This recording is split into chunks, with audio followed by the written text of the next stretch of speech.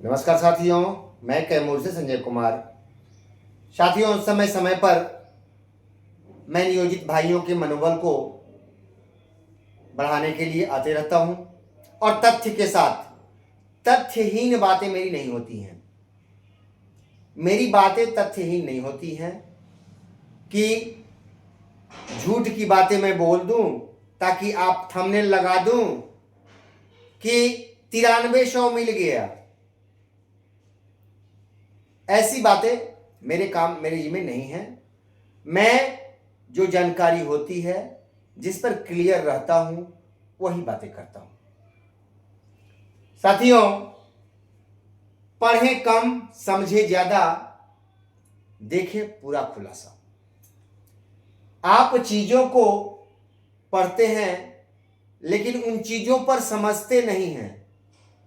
बस पढ़ें और अपना वक्तव्य देना शुरू करते हैं। पहले चीजों को पढ़िए और समझिए है क्या। अभी चूंकि आप समझ भी रहे होंगे कि अभी पूरे बिहार से साथी हमारे नियोजित भाई जो भी समस्या हो रही है, समस्याएं रख रहे हैं और उनके निदान के लिए मैं लगातार प्रयासरत हूं।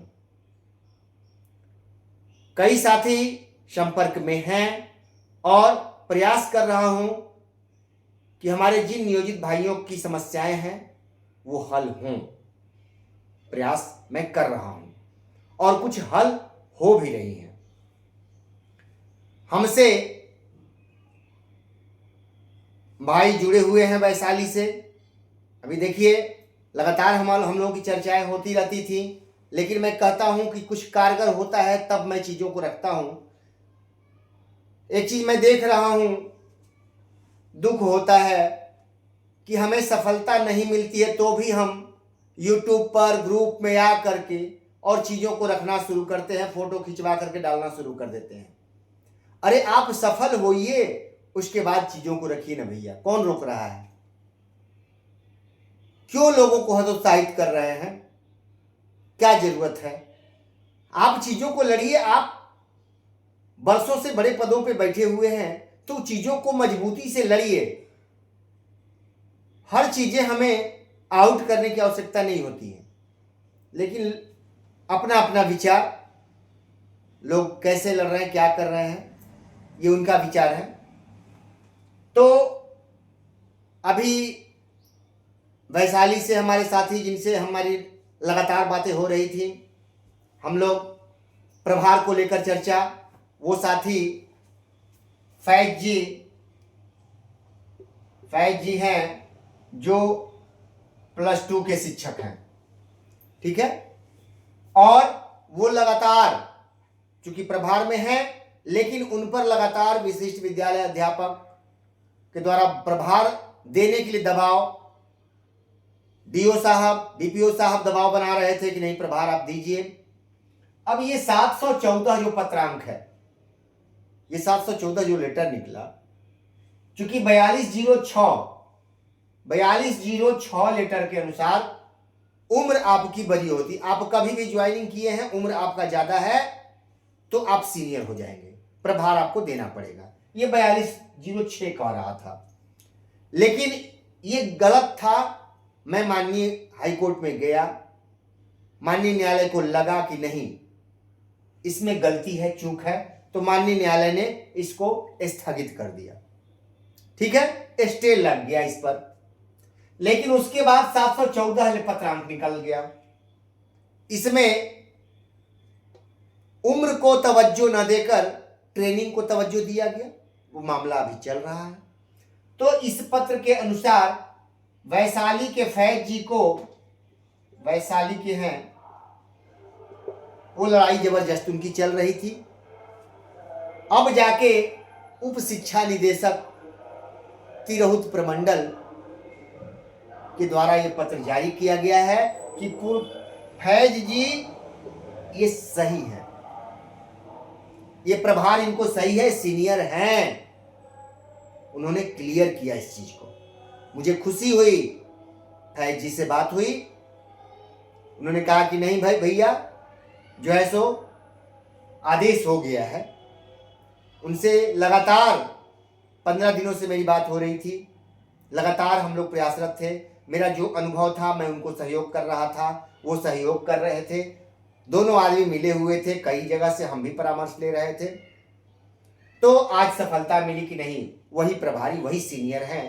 क्योंकि जब आप समझना होगा 714 क्या कहता है, 714 में प्रशिक्षण में जो सीनियर हो, ठीक है, ज्वाइनिंग के बाद, ये नहीं कि ज्वाइनिंग से पहले, ज्वाइनिंग के बाद जो प्रशिक्षण में पहले होगा वो सीनियर होगा, यही 714 पत्र कह रहा है।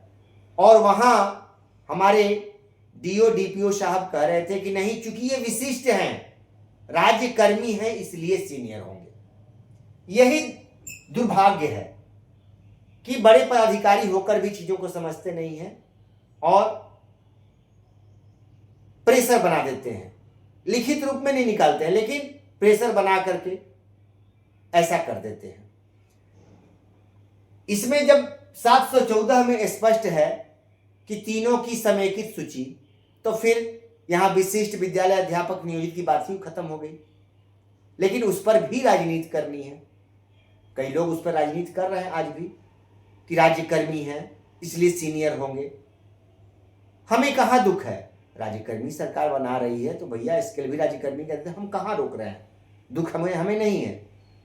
लेकिन गलत चीजें दे करके ये सब व्याख्यान है वो गलत है। तो आज क्लियर हुआ कि राज्यकर्मी से नहीं, प्रशिक्षण से सीनियरिटी होगी, ठीक है, प्रशिक्षण जिनका पहले होगा वो सीनियर होंगे। अभी 6 to 8 और 1 to 5 में पहले से प्रशिक्षित विद्यमान है, तो क्या प्लस 6 to 8 के टीचर सीनियर होंगे या जूनियर होंगे, इस पर अभी मामला चल रहा है। मैं लगा हुआ, आगे खुलासा मैं करता नहीं हूं, ये मेरी कमजोरी समझिए, निर्णय आएगा तो आप लोगों को शेयर कर दूंगा, लेकिन अभी उस पर लगा हुआ। तो कौन सीनियर है क्या है वो समय बताएगा। तो बहुत सारी चीजों पे भैया मैं लगा हूं, समय आने दीजिए, जब हम लोग सफल होंगे तो मैं सामने रख दूंगा, ऐसे रखने से कोई फायदा नहीं है। तो आप लोग कृपा करके भैया लोग हमसे चीजों को जानने का प्रयास, बहुत सारी चीजों को नहीं कीजिएगा, क्योंकि चीजें ओपन हो जाती हैं, उससे हम लोग कमजोर होते हैं। ग्रुपों में बहुत सारी चीजें आप लोग डाल देते हैं जो नहीं डालनी चाहिए। और आप लोगों से रिक्वेस्ट करते हैं, जो हमारे समूह में, शिक्षक स्वाभिमान समूह में जो साथी शामिल हैं, 2 चीजों पे ब्रेक लगाइए। अगर कोई केस लड़ रहा है, कल केस है, जैसा कि माननीय सर्वोच्च न्यायालय में हुआ था कि वहां बहुत सारे संघ, बहुत सारे शिक्षक लगे हुए थे, आज जज साहब मुस्कुरा रहे हैं, ऐसा सुनने में लग रहा है कि बहुत बढ़िया मूड में है, फैसला एकदम आ जाएगा पक्ष में, ये चल रहा था। तो वो आदत लोग छोड़ नहीं रहे हैं, ठीक है, फोटो पहले का खिंचवा करके डाल देना, अब का डाल देना। तो ये सब चीजें आप लोग से आग्रह है मेरा कि हमारे अगर ग्रुप में जो हम लोगों का कमिटी है, हम लोगों का जो एक समूह है जिसमें लोग निर्णय लेते हैं, उसमें ऐसे फोटोज को नहीं डालें। निर्णय आता है वैसा डालिए, निर्णय न्यायालय का, माननीय न्यायालय का निर्णय आ गया वो डालिए, लेकिन माननीय न्यायालय में जा रहे हैं, तैयारी हो रही है, एलएमजी से फायरिंग होगी, मशीन गन चलेगा, तोप चलेगा, फाइटर जेट चलेगा, इसकी चर्चा करने की आवश्यकता नहीं है ग्रुपों में लिखित रूप में। आप लोगों से आग्रह है कि वैसी चीजें ग्रुप में ना डालें, फैसला आ जाता है फिर डालिए, कोई दिक्कत नहीं है। इस चीजों पे ध्यान दीजिए आप लोग, इससे गोपनीयता भंग हो रही है, हम लोग नियोजित भाई कमजोर हो रहे हैं, इसलिए बचिए। और मैंने आप लोगों से बार बार कहा कि पद आप किस संघ के हैं, प्रदेश अध्यक्ष हैं, प्रदेश सचिव हैं, नीचे लिखा हुआ है प्रदेश सचिव, प्रदेश अध्यक्ष, वैसा समूह में न्यूज ना डालें जहां नीचे पद लिखा हुआ, ठीक है, इस समूह में डालने की आवश्यकता नहीं है। आप लोगों से रिक्वेस्ट है कि आप लोग इस समूह में, पद धारकों का बहुत बड़े बड़े पद हैं, चूंकि उतने बड़े पदों को सहन करने की क्षमता इस समूह में नहीं है। ये छोटा मोटा समूह है और उतना बड़ा पद धारण करते हुए जब इस समूह में लोगों का मैसेज आता है तो ये समूह उस वजन को सह नहीं पाता है। इसलिए वैसे पदधारकों के मैसेज को वहां से डालिए, नहीं तो पद ना रहे तो उस मैसेज को आप लोग डाल सकते हैं, लेकिन वैसे से बचिए, आप लोगों से आग्रह है। चलिए, तो ये नियमावली 2020 में बहुत कुछ है, उसका अध्ययन कीजिए। आज इस मुद्दे पर मैं भी लगा हुआ हूं। और वरीय कनीय का ये जो मामला है, बहुत कुछ साफ होता नजर आ रहा है। आप नियोजित भाई धैर्य रखिए।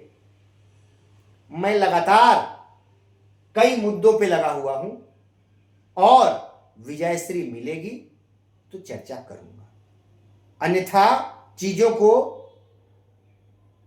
पहले ही रख दिया जाए, गोपनीयता भंग हो जाएगी तो हम लोग कमजोर हो जाएंगे। क्योंकि हम लोगों की संख्या कम बची हुई है तो हमें सावधानी से लड़ाई लड़नी है। ये ध्यान रखिए, नियोजित भाई अब भी सावधान रहिए, कैसे हमें लड़ाई लड़नी है इसका खुलासा हमें नहीं करना है, बड़ी सावधानी से लड़ना है। तो आप लोग धैर्य रखिए, अंतिम विजय हमारी होगी एकदम निश्चित तौर पे। नमस्कार, फिर मिलेंगे, फिर ऐसे ही मुद्दे को लेकर आऊंगा। भैया सावधानी हटी दुर्घटना घटी, सावधानी मत हटने दीजिए, नहीं तो समस्या हो जाएगी।